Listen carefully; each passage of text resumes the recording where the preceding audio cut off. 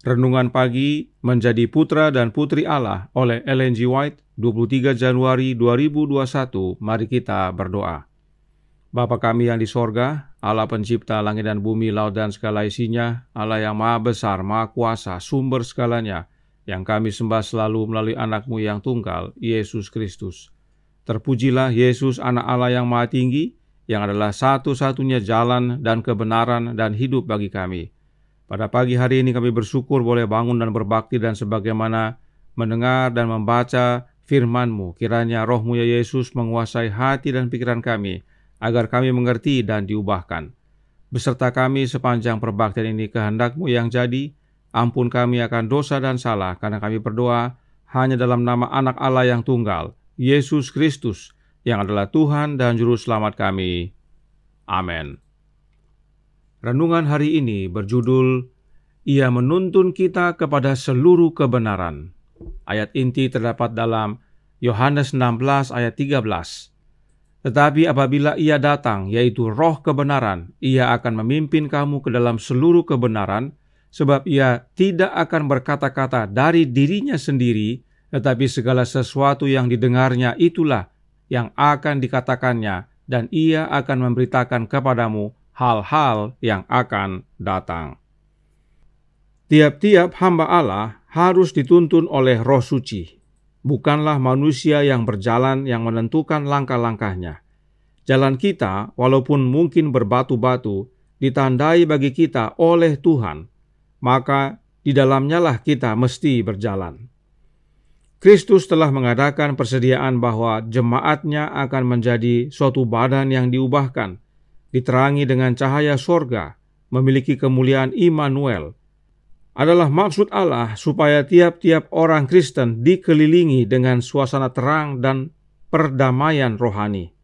Tidak ada batas pada kegunaan seseorang yang mengasingkan diri, memberikan tempat untuk pekerjaan Roh Suci dalam hatinya, lalu menghidupkan suatu kehidupan yang semata-mata berserah kepada Allah. Bagi kita dewasa ini, sebagaimana sesungguhnya kepada murid-murid yang pertama, diberi milik janji Roh itu. Allah dewasa ini akan memberkati laki-laki dan perempuan dengan kuasa dari atas, sebagaimana Ia memberkati orang-orang yang pada hari Pentakosta mendengar perkataan keselamatan. Justru pada saat ini, Roh dan anugerah-Nya adalah bagi semua orang yang memerlukannya dan yang mau percaya sungguh-sungguh pada perkataannya. Ajarlah anak-anak-Mu bahwa adalah hak istimewa mereka untuk menerima baptisan Roh Suci setiap hari. Orang-orang yang berada di bawah pengaruh Roh Allah tidak akan bersifat fanatik, melainkan tenang dan teguh, bebas dari keterlaluan dalam pikiran, perkataan, atau perbuatan. Di tengah-tengah kekacauan dan doktrin-doktrin yang menyesatkan, Roh Allah akan menjadi penuntun dan perisai bagi orang-orang yang belum menolak bukti-bukti kebenaran, mendiamkan segala suara yang datangnya bukan dari Dia yang adalah kebenaran. Suatu pengaruh yang suci harus keluar ke dunia ini dari orang-orang yang disucikan oleh kebenaran. Roh Suci harus bekerja pada hati manusia, mengambil segala perkara surgawi dan menunjukkannya kepada manusia. Selamat pagi saudaraku dalam Tuhan, selamat hari Sabat. Dalam renungan tanggal 20 Januari yang baru lalu, kita sudah pelajari siapa sumber kebenaran, melalui siapa kebenaran diwujudkan, dan siapa roh kebenaran tersebut. Untuk menyegarkan, kita lihat kembali salah satu kutipan yang telah disampaikan pada hari itu. Christian Education halaman 59 paragraf 2 berkata, Roh kebenaran adalah satu-satunya guru yang efektif dari kebenaran ilahi.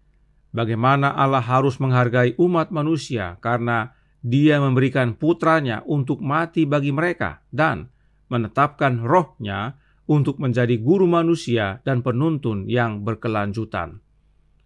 Roh kebenaran adalah satu-satunya guru yang efektif dalam mengajarkan kebenaran ilahi. Siapakah roh kebenaran itu? Roh anak Allah, yang Allah Bapa telah tetapkan menjadi guru manusia dan penuntun yang terus-menerus. Jelas bahwa roh kebenaran itu adalah rohnya Kristus, roh anak Allah. Sebab memang Yesuslah sumber seluruh kebenaran. Yesuslah satu-satunya yang efektif mengajarkan kebenaran. Kemudian roh nubuat menyatakan dalam In Heavenly Places halaman 248 paragraf 5. Kita perlu secara individu memiliki Kristus tinggal di dalam jiwa. Kita perlu membuka pikiran dan hati kita untuk berdiamnya roh kebenaran. Kehadiran Kristus dalam jiwa kita adalah sama dengan berdiamnya roh kebenaran dalam hati dan pikiran kita. Sebab roh kebenaran itu adalah Kristus. Selanjutnya, paragraf 2 dan 3 dalam renungan hari ini dikutip dari Testimonies for the Church, volume 8, halaman 19 dan 20. Pada perikop tersebut, roh nubuat menjelaskan tentang kuasa yang dijanjikan oleh Yesus. Nah, dalam perikop tersebut, Nyonya White menuliskan kalimat berikut ini, yang terdapat dalam halaman 20, paragraf 4. Roh Dia yang telah mati agar orang-orang berdosa dapat hidup, menggerakkan seluruh jemaat orang percaya. Siapakah Dia yang telah mati agar orang berdosa dapat hidup? Yesus Kristus. Maka roh yang dimaksudkan dalam kutipan ini adalah rohnya Kristus. Roh Kristuslah yang menggerakkan seluruh umat percaya pada hari Pentakosta. Sebab roh Kristus itulah roh kebenaran yang dicurahkan pada hari itu, yaitu hari Pentakosta. Apakah hasilnya? Ribuan yang bertobat. Kemudian dalam renungan hari ini, paragraf 4, menjadi putra dan putri Allah halaman 31 paragraf 4 berkata, ajarlah anak-anakmu bahwa adalah hak istimewa mereka untuk menerima baptisan Roh Suci setiap hari. Jadi ada baptisan Roh Kudus atau Roh Suci dan itu dapat diterima setiap hari. Lalu bagaimana dengan baptisan berikut ini? Testimonies for the Church, volume 5, halaman 385, paragraf 4, menjelaskan. Dorongan pertama dari hati yang diperbaharui adalah membawa orang lain juga kepada Juru Selamat. Mereka yang tidak memiliki keinginan ini memberikan bukti bahwa mereka telah kehilangan kasih mula-mula mereka. Mereka harus dengan cermat memeriksa hati mereka sendiri dalam terang firman Allah dan dengan sungguh-sungguh meminta baptisan segar Roh Kristus. Kutipan ini menyatakan pentingnya kesegaran baptisan Roh Kristus agar kita menjadi umat yang diperbaharui dan membawa jiwa-jiwa kepada Yesus. Nah, apakah ada dua jenis baptisan? Baptisan Roh Kudus dan baptisan Roh Kristus? Tentu tidak. Ingat sebagaimana Alkitab, roh nubuat dapat menjelaskan dirinya sendiri.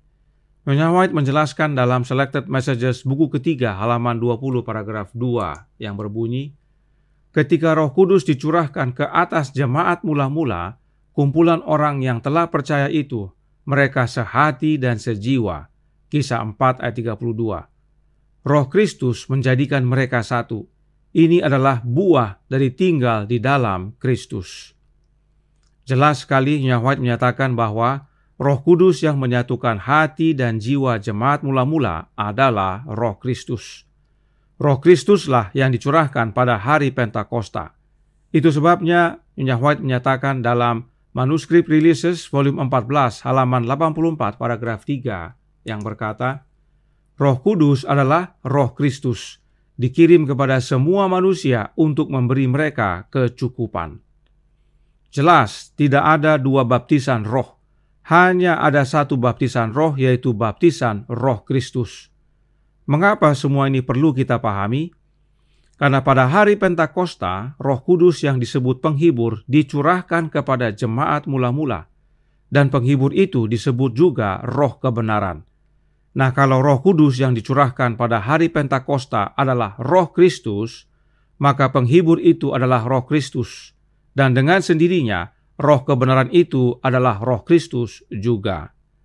Karenanya roh nubuat menyatakan dalam The Ellen G. White 1888 Materials halaman 805 paragraf 3 yang berkata, kita harus diilhami dengan roh kebenaran, Roh Kristus. Jelas sekali, roh kebenaran itu adalah Roh Kristus. Jadi, saudaraku dalam Tuhan, jika kita belajar tulisan roh nubuat dengan cara yang Nyonya White nasihatkan, yaitu Roh nubuat menjelaskan dirinya sendiri, maka kebenaran akan nyata. Roh kebenaran itu bukan oknum lain yang disebut Allah Roh Kudus oleh saudara-saudara kita yang percaya Trinitas. Bukan. Roh kebenaran itu adalah rohnya Kristus, sebab memang Kristuslah sang kebenaran itu. Karenanya, mari kita baca kembali tulisan Nyonya White berikut ini dalam manuskrip Releases volume 14 halaman 179 paragraf 2 yang berkata, Aku akan minta kepada Bapa dan Ia akan memberikan kepadamu seorang penolong yang lain atau Parakletos, supaya Ia menyertai kamu selama-lamanya, yaitu Roh kebenaran. Dunia tidak dapat menerima Dia, sebab dunia tidak melihat Dia dan tidak mengenal Dia, tetapi kamu mengenal Dia, sebab Ia menyertai kamu dan akan diam di dalam kamu. Yohanes 14 ayat 16 dan 17. Ini merujuk pada kemahahadiran Roh Kristus yang disebut penghibur. Yesus hadir melalui Roh-Nya dan itu disebut Roh kebenaran, sebab memang Yesuslah kebenaran itu atau yang disebut juga dengan penghibur. Itu sebabnya Yesus berkata dalam Yohanes 16 ayat 13, Tetapi apabila Ia datang, yaitu Roh kebenaran, Ia akan memimpin kamu ke dalam seluruh kebenaran. Siapa sumber seluruh kebenaran? Yesus Kristus. Karenanya, meski sudah kembali ke surga, Yesus menuntun kita kepada seluruh kebenaran melalui kehadiran Roh-Nya yang kudus yang disebut Roh kebenaran. Tuhan memberkati, saya bawa dalam nama Yesus. Amin. Mari kita berdoa. Bapa kami yang di sorga, Allah pencipta langit dan bumi, laut dan segala isinya, Allah yang maha besar, maha kuasa, sumber segalanya, yang kami sembah selalu melalui anak-Mu yang tunggal, Yesus Kristus. Terima kasih atas penjelasan kebenaran yang indah tentang Roh kebenaran.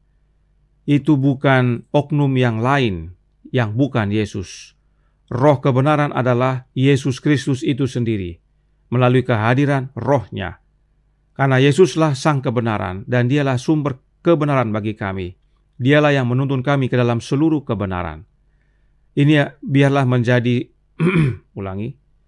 biarlah ini menjadi pembaharuan dalam hidup kami masing-masing, agar menerima Kristus dalam hidup ini dan diubahkan, bersedia menyambut kedatangannya yang sudah tidak lama lagi. Beserta kami sepanjang hari ini, kehendak-Mu yang jadi, ampun kami akan dosa dan salah, karena kami berdoa hanya dalam nama Anak Allah yang tunggal, Yesus Kristus, yang adalah Tuhan dan Juru Selamat kami. Amin.